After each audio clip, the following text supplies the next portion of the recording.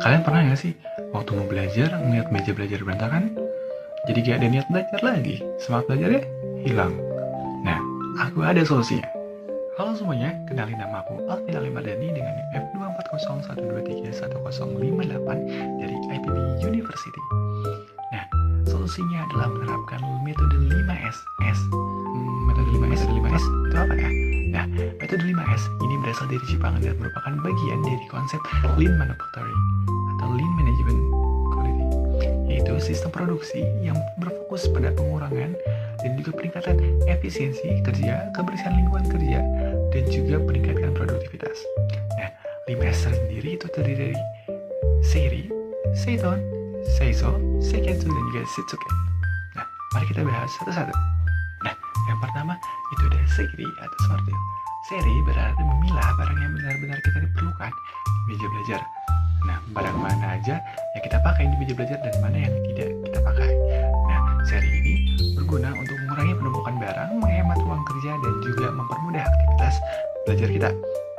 Nah, salah satu contoh penerapannya adalah dengan menempelkan red tag atau tanda merah kepada barang-barang yang tidak kita pergunakan, agar nanti kita bisa pisahkan mana yang berguna dan juga yang mana kita tidak pakai. Kita lanjut ke tahap kedua, yaitu Seiton atau Set in Order.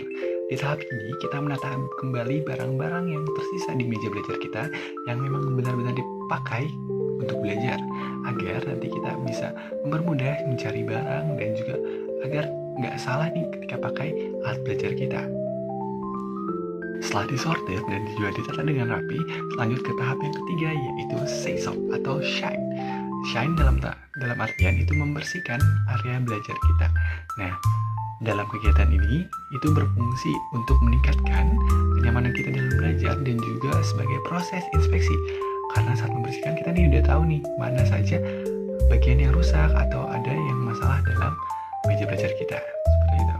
Lalu tahap keempat yaitu Seiketsu atau membuat standar. Nah, dalam tahap Seiketsu ini kita harus membuat standar agar kerapihan dan juga kebersihan dalam meja kerja kita tetap terjaga dan juga bisa terus-menerus rapi.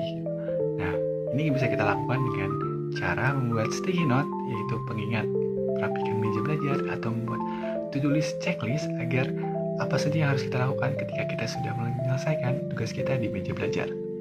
Nah, tahap terakhir yaitu Shitsuke atau disiplin. Dan dalam tahap terakhir ini merupakan tahapan melakukan pembiasaan dalam penerapan metode 5S. Nah, ini agar kenyamanan dan juga kebersihan dari meja belajar kita tetap terjaga. Bisa dengan cara penggunaan pulpen, buku, penggaris, dan lain-lainnya yang sudah selesai dipakai dikembalikan ke tempatnya. Meja belajar dirapikan lagi, dibersihkan kembali.